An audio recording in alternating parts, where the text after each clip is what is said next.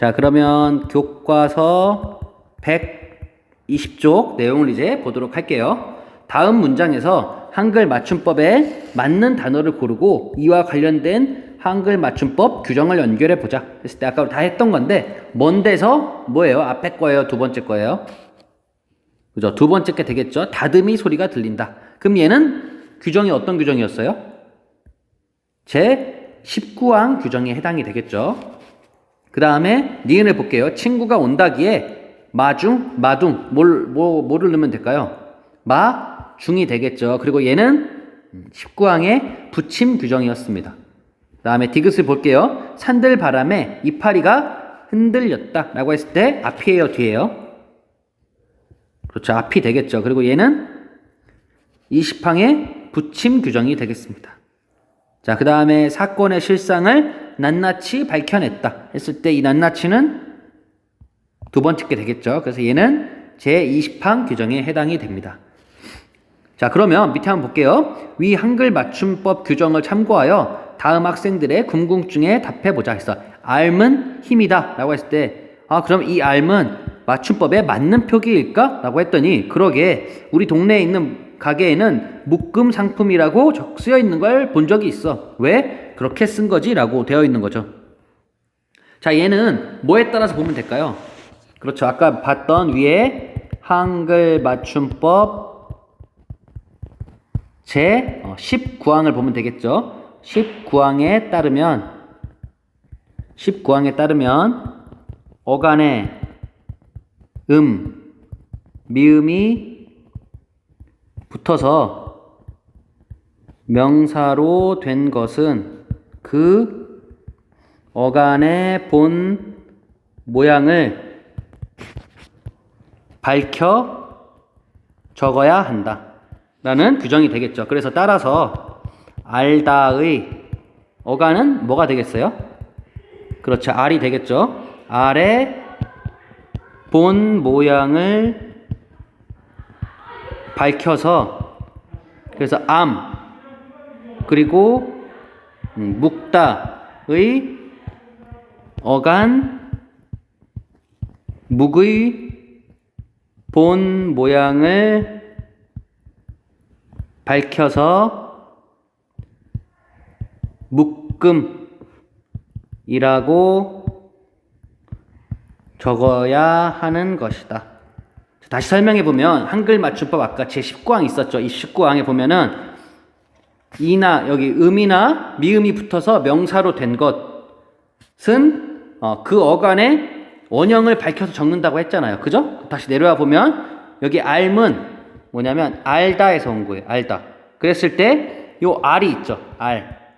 알에다가 알의 모양을 밝혀서 여기에 미음이 붙어서 암이 된 거고, 다음에 묵다는 여기 묵다에서 이 묵이 어간이니까 여기다가 음을 붙여서 묶음이라고 한 거죠. 여러분 이해됐나요? 그래서 알은 힘이다 할 때 이렇게 쓰는 게 이제 맞다고 한 거죠. 그래서 제 19항에 따라서 이렇게 나타나 있습니다.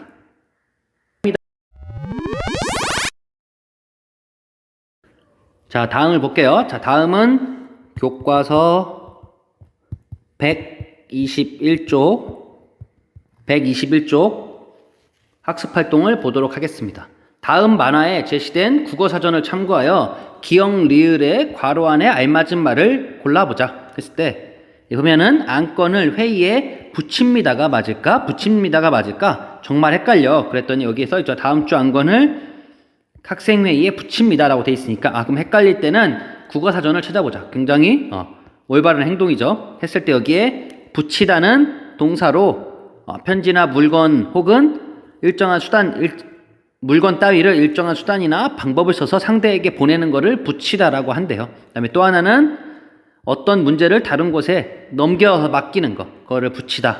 그다음에 또 하나는 어떤 일을 거론하거나 문제로 삼지 아니하는 상태에 있게 하는 것을 붙이다라고 한대요. 그다음에 얘는 붙이다라고 했을 때 이 친구 같은 경우에는 붙다라고 해서 붙다의 사동사, 그러니까 맞닿아서 떨어지지 않는다. 또 하나는 불이 옮아서 붙다라고 이렇게 돼 있는 거죠. 그랬더니 밑에 그러면 붙입니다가 맞는 표현이구나. 다음 문장에서는 어떤 표현이 맞는 것일까라고 이제 문제를 냈죠. 한번 볼까요? 친구에게 편지를 앞이에요, 두 번째예요. 그죠? 붙였다가 되겠죠. 얘는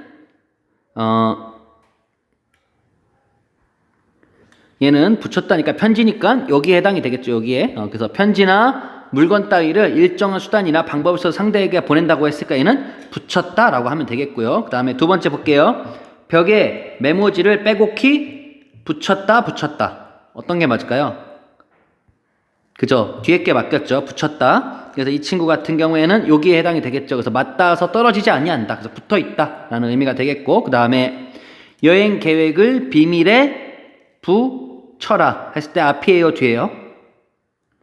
그렇죠. 앞이 되겠죠. 그래서 이거 같은 경우에는 어떤 일을 거론하거나 문제 삼지 아니하는 상태에 있게 한다 라고 했을 때 이렇게 붙여라 라고 되어 있고, 그 다음에 장작에 불을 붙였다. 뭐가 될까요? 네, 이 뒤에 게 되겠죠. 그래서 이 친구 같은 경우에 여기 불이 올마 타기 시작하다의 사동사라고 해서 여기에 해당이 되는 말이라고 볼 수 있겠습니다. 자, 그 다음에 교과서 122쪽에 해당하는 한글 맞춤법에 대해서 잠깐 정리하고 갈게요. 자, 한글 맞춤법에 띄어쓰기 규정이 있습니다. 그래서 제41항 조사는 그 말 앞에 붙여 쓴다라고 돼 있어요. 이 조사, 이나마 이런 거는 앞말에 붙여 쓰는 거예요. 여기도 보면 조사는 붙어 있죠. 여기 조사 붙어 있죠. 앞말에. 그래서 여기도 보면은 의 붙어 있고 여기도 다 붙어 있죠. 이렇게 조사는 그 앞말에 이렇게 붙여서 쓰고 있습니다. 그 다음에 제42항을 보면 의존 명사는 띄어 쓴다. 의존 명사가 뭐냐면 명사긴 명사인데 혼자 쓰일 수 없는 거예요. 그러니까 얘네들은 혼자 쓰일 수 없고 다른 친구들이랑 같이 의존해서 써야 되는데 얘도 명사니까 단어니까 띄어 쓰는 거예요. 그래서 아는 것, 얘는 가만히 있다가 것이 힘이다. 그럼 말이 안 되잖아요. 그죠? 아는이 들어가야 되잖아요. 그래서 얘는 의존 명사인데 이 앞에를 띄워주고 있습니다. 그래서 나도 할 수 있다. 여러분들 많이 헷갈리는 거죠, 이거? 이렇게 붙여서 많이 쓰잖아요, 이렇게. 근데 여기는 띄어 쓰는 겁니다. 알겠죠? 그 다음에 43항을 보면 단위를 나타내는 명사는 띄어 쓴다. 그래서 차, 여섯, 대 띄어 쓰고 옷, 한, 벌, 그 다음에 신, 두, 켤레 했을 때 다 이렇게 띄어 쓰는 거예요. 그래서 첫 번째는 조사는 앞말에 붙여 쓴다. 그리고 두 번째 의존 명사는 띄어 쓴다. 그리고 세 번째 단위를 나타내는 명사는 띄어 쓴다 라고 이렇게 잘 나타나 있습니다. 자, 그러면 그 예를 바탕으로 한번 띄어쓰기를 본격적으로 해보도록 하겠습니다.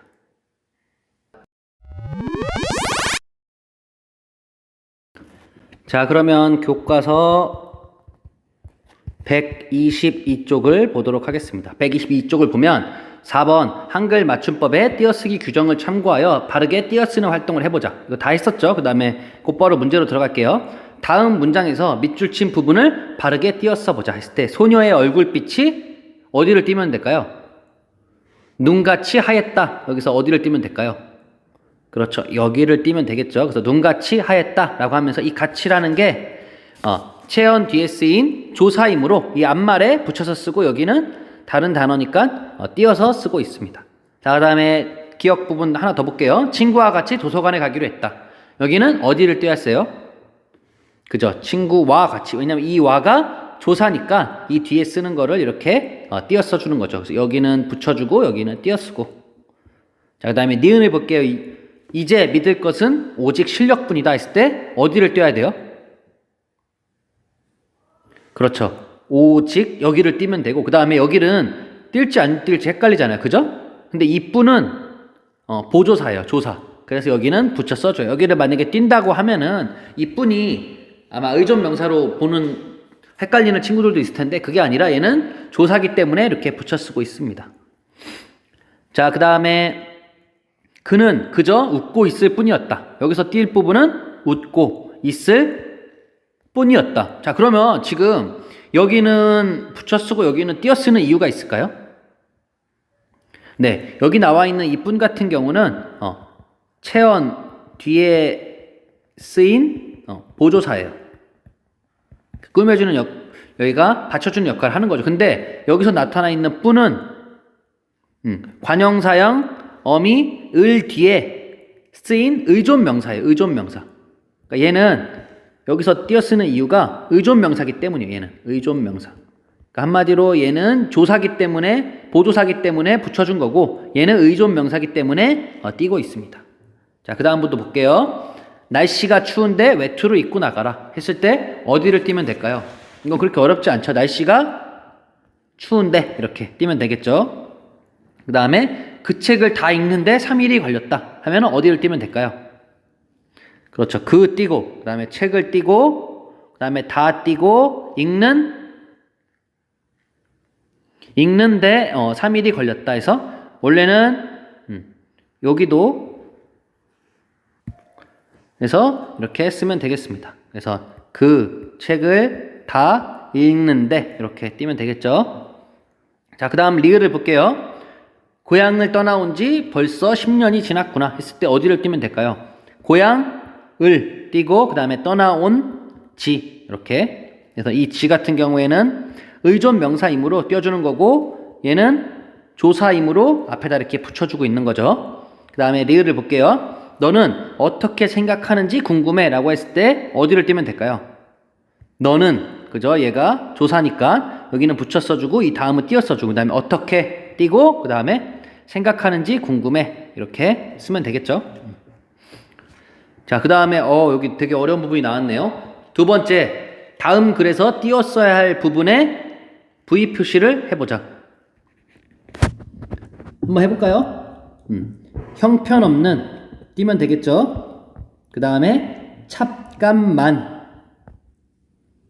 아니라면 띄고 그 다음에 차 띄고 한 띄고 잔으로도 띄고 삶에 띄고 대한 띄고 그 다음에 잔잔한 띄고 기쁨과 띄고 감사를 띄고 누릴 띄고 수 띄고 있을 띄고 것이다 띄고 그 다음에 요는 띄고 그 띄고 차가 띄고 진인 띄고 특성을 띄고 알맞게 띄고 우릴 띄고 때 띄고 바로 띄고 그 띄고 차 띄고 맛을 띄고 알 띄고 수 띄고 있다 띄고 그 다음에 사람의 띄고 일도 띄고 마찬가지다 띄고 그 다음에 인격에 띄고 고정된 띄고 어떤 띄고 그 다음에 틀이 띄고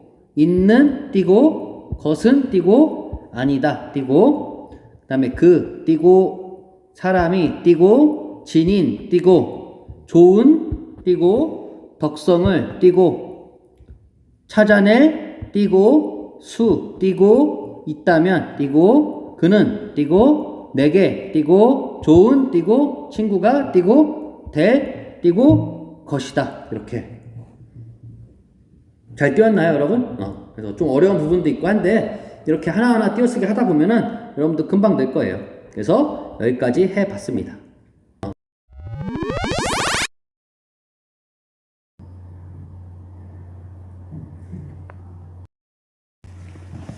자, 이번 시간부터는 정지용의 향수에 대해서 보도록 하겠습니다. 정지용의 향수는 4단원 문학의 갈래와 구조 부분에 있습니다. 자, 그럼 함께 4단원 문학의 갈래와 구조 중에 향수라는 작품을 보도록 하겠습니다. 자, 차례는 처음에 이제 작가에 대해 소개하고 그 다음에 본문 학습하고 그 다음에 학습 정리하는 과정으로 하도록 하겠습니다. 자, 이제 작가 소개를 한번 해볼게요. 작가는 이제 정지용이라는 작가입니다. 이렇게 생기셨어요. 잘생겼죠? 그래서 정지용이라는 작가는 1902년부터 1950년까지 이제 사신 분이고, 그래서 시인이고, 뭔가 토박이 말, 지금으로 얘기하는 뭐 사투리 같은 그런 말과 그 다음에 감각적인 이미지를 많이 사용하여 고향을 그리워하는 마음을 노래한 시, 그리고 자연의 이치와 아름다움을 노래하는 시 등을 많이 지었다. 그래서 잠깐 이제 정지용에 대해 소개를 해보면은, 정지용 같은 경우에는 충북 옥천이라는 곳에서 이제 태어났어요. 근데 이제 태어날 때 어땠냐면, 연못에서 용이 하늘로 승천하는 그러한 이제 태몽을 꿨다고 해요, 부모님이. 그래서 그 꿈을 꿨다 그래서 그거를 지룡, 땅에서 이제 땅 지자 용 용자를 써서 지룡이라고 이렇게 돼 있고요. 그래서 연못에서 용이 하늘로 승천하는 태몽이라서 땅 지자를 쓰고 그 다음에 용자를 써서 지룡이라 그래서 이 발음을 따서 이름이 지용이 됐어요. 지용. 많이 생각나죠, 지드래곤. 그래서 지용이고요. 그 다음에 12세 때 이제 결혼을 해요. 그래서 이때는 이제 빨리빨리 이제 결혼하는 조언이 이제 풍습이어서 12세 때 송재숙이라는 사람과 결혼을 하게 되고, 그 다음에 유학 생활로 인해서 15년간 헤어져서 살게 돼요. 그리고 17세 때는 휘문 고등 보통학교에 입학을 해요. 근데 성적이 굉장히 우수했어요. 성적은 좋았으나 집안 형편이 안 좋아서 지원을 받으면서 학교를 다녔다고 해요. 그리고 18세가 되던 1919년에 이 1919년은 3.1운동이 일어난 그 해죠. 그래서 3.1운동으로 인해서 동맹 휴학을 할 때 연설을 해서 무기 정학을 받게 돼요. 연설했다는 이유로 무기 정학을 받게 되고 선배들의 노력으로 인해서 대신에 구제를 받고 다시 학교를 다닐 수 있게 돼요. 그러고 나서 1923년 23세가 되던 때에 이제 일본 유학을 가게 돼요. 일본 유학도 돈이 없어서 고등학교에서 이제 지원을 받아서 가게 돼요. 그래서 일본의 교토에 있는 도시시아 대학이라는 곳에 영문과에 입학을 하게 돼요. 그리고 1926년 26세 때 이제 문단 활동을 시작하게 돼요. 그리고 1929년 28세 때에는 이제 영어 교사로 부임을 하게 돼요. 그래서 자기의 모교에서 영어 교사로 이제 부임을 하게 되고, 그 후에 1930년 시문학을 발간하게 되고, 이때 29세 때 시문학이라는 것을 발간하게 되고, 그다음에 35세 때에는 자신의 시집을 발간하게 돼요. 그래서 여기 있는 정주영 시집이라는 이 시집을 발간하게 됩니다. 그리고 1939년에 38세 때에는 이제 문장이라는 추천위원으로 활동을 하고요. 그 다음에 44세 때에는 지금의 이화여자 전문대학교인 그곳에 이제 교수로 부임하게 돼요. 그리고 1950년이면 우리나라 6.25가 일어났던 해죠. 그때 6.25 전쟁 당시에 아마 북한군한테 끌려가서 평양 감옥으로 뭐 이감이 됐다고 해요. 그러니까 아마 이때 49세 때 이제 죽은 걸로 생각이 돼요. 여기 써 있죠. 그래서 이러한 삶을 살았던 분이 시인 정주용이라는 분입니다. 한번 찾아보면은 굉장히 많이 나와요, 이분이. 그래서 이 시 같은 경우에는 가난하지만 평화로웠던 고향의 모습을 회상하며 간절한 그리움을 노래하고 있다. 그리고 각연은 다양한 감각적인 이미지 뭐가 있어요? 우리 시각, 청각, 촉각, 후각 다 있죠. 그러한 감각적인 이미지를 활용하여 고향의 풍경을 그리고 있으며 후렴구에는 고향에 대한 그리움이 집약적으로 담겨 있다. 그래서 후렴구라는 굉장히 또 특이한 부분도 드러나고 있습니다. 자, 그러면 이제 작품을 한번 보도록 할게요.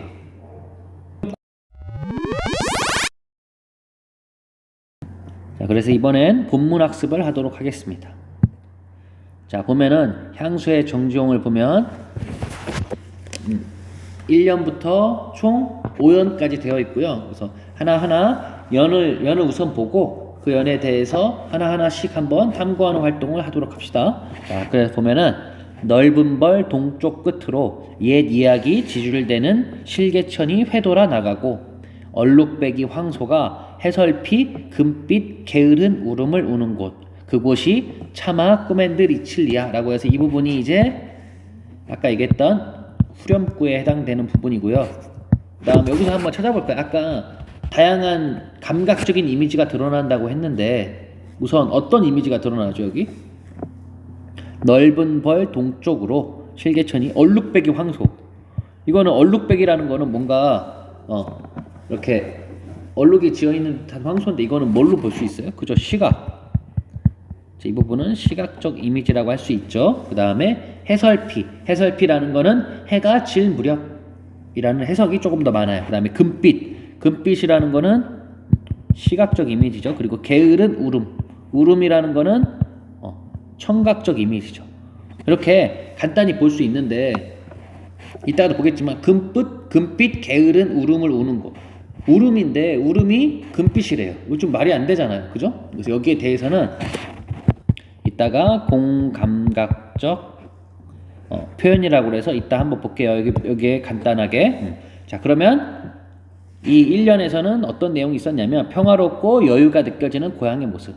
고향을 보니까 어떠냐면은 자, 고향을 만약에 그림으로 잠깐 그려본다고 한다면 선생님이 그림은 못 그리지만 잠깐 그려본다고 친다면 저쪽 넓은 벌 동쪽 끝으로 이쪽 만약에 이 넓은 이렇게 들판이 있다고 친다면 들판의 요 동쪽 끝으로 옛 이야기 지줄되는 실개천 이렇게 실개천 작은 천이 가요. 근데 옛 이야기를 지줄된다고 하니까 여러분들 그 물이 흐를 때 졸졸졸졸 흐르잖아요. 그 소리가 마치 옛날 이야기를 이야기하는 듯한 모습이다라고 해서 이렇게 실개천이 회돌아 나가고 그 다음에 얼룩배기 황소 여기에는 황소가 있을 거예요. 얼룩배기 황소가 어떠한 울음을 우는 곳이라고 되어 있습니다. 자, 그러면 다음 한번 분석을 해볼게요.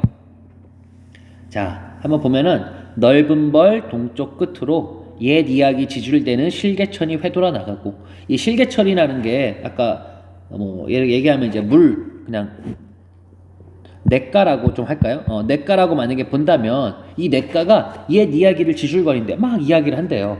이게 말이 되는 거예요? 이 냇가라는 거는 살아 숨쉬는 게 아니잖아요. 근데 마치 살아있는 것처럼 이야기를 지줄댄다고 이야기하고 있어요. 자, 그럼 이거는 사람이 아닌 게 마치 사람처럼 행동하고 있다 해서 이거를 의인법이라고 했었죠. 우리 그때 봄눈 오는 밤에서도 봤었죠. 그죠? 그래서 의인법. 그럼 왜 이렇게 의인법을 썼을까 하면은 우리 어디에 이제 물이 흐른다고 생각을 해봐요. 그래서 물이 흐르는데 그 물이 마치 이야기를 하듯이 흐르고 있어요. 그러니까는 이 사람은 봤을 때 자기의 고향의 모습을 떠올린 거야. 내가 이 정지용의 고향을 떠올리면 어떤 모습이냐면 옛 이야기가 막 지줄거리는 듯한 작은 이렇게 실개천, 냇가가 흐르고 있나 봐요. 그 모습을 지금 의인법을 통해서 고향의 아주 평화로운 풍경을 제시하고 있어요. 막 비가 오거나 이러지 않고 뭔가 되게 조용조용하고 그 어떠한 고향인지 좀 머릿속에 떠오르죠. 여러분들의 고향은 어땠어요? 선생님의 고향 같은 경우에는 뭐 논도 있었고 그 다음에 뭐 항상 뭐 개구리도 울었었고 그럼 선생님은 그렇게 표현할 수 있겠죠. 논에서는 개구리들이 울고 그 다음에 뭐 그런 식의 뭐 벼들이 춤을 추는 이렇게 표현할 수 있겠죠. 그러면 그것도 마찬가지로 이제 의인법이 되겠죠. 그래서 넓은 벌 동쪽 끝으로 옛 이야기 지줄되는 실개천이 회돌아 나가고 그 다음에 얼룩배기 황소인데 색깔이 좀 얼룩덜룩하게 있었나 봐요. 얼룩배기 황소가 해설피 금빛 게으름 울음을 우는 곳. 해설피라는 것은 해질 무렵이라는 뜻도 있지만 이 두 가지 뜻이 있어요. 해질 무렵이라는 뜻도 있지만 또 하나는 소리가 낮고 느리게. 우리 소가 울 때 음메하고 우는데 되게 낮고 느리게 울잖아요. 그죠? 그런 모습을 표현했다고도 이야기를 해요. 그래서 해설피 금빛 게으른 울음을 우는 곳. 그래서 여기 보면은 금빛 게으른 울음인데 울음은 울음인데 어떤 울음이냐면 금빛이래요. 어떻게 울음이 금빛일 수 있어요? 그죠? 말이 안 되잖아요. 그죠? 근데 이런 거를 이제 두 가지의 감각적인 이미지가 들어간 걸 우리는 공감각적 표현이라고 해요. 근데 여기서는 주가 되는 게 뭐예요? 금빛이 주예요? 아니면 울음이 주예요? 그러니까 예를 들면 더 중요한 게 뭔 것 같아요? 여기서는 울음을 더 표현하기 위해서 금빛을 표현한 것 같아요? 아니면 금빛을 표현하기 위해서 울음을 표현한 것 같아요? 그죠? 울음을 표현하기 위해서 마치 금빛 게으른 울음이라고 이렇게 표현하고 있잖아요. 그래서 이거를 청각을 앞에 청각의 시각화라고 불러요. 이게 뭐냐면 주가 되는 주로 표현하고 싶은 내용을 앞에다 두고 그 다음 걸 뒤에다 두는 거예요. 그래서 금빛 게으른 울음이라고 하면은 청각의 시각화라고 하면 되겠죠. 만약에 예를 들어서 딴 거 하나 선생님이 한번 만들어 볼까요? 지금 이 자리에서 예를 들면 뭐라고 할까요? 카레향 나는 울음이라고 했을 때 여기서 중요한 게 카레향이에요? 아니면 울음이에요? 그렇죠. 중요한 게 울음이잖아요. 우는 건데 그 울음 속에 카레향이 들어있다는 거잖아요. 그럼 얘도 마찬가지로 얘가 중요하니까 얘는 울음이니까 청각이 되겠죠. 그리고 카레향은 코에서 냄새를 맡는 거니까 후각이 되겠죠. 그래서 얘 같은 경우에는 청각의 후각화라고 하면 되겠죠. 이해가 좀 되죠? 그래서 뒤에 또 나오니까 그때 또 한번 볼게요. 그래서 이렇게 표현이 되고 그 다음에 중요한 부분이 요 후렴구라고 했어요. 그곳이 차마 꿈엔들 이칠리야 라고 했는데 이칠리야라는 뜻은 잊을 수 있겠는가라는 거예요. 그러니까 잊을 수 없다는 거잖아요. 그죠?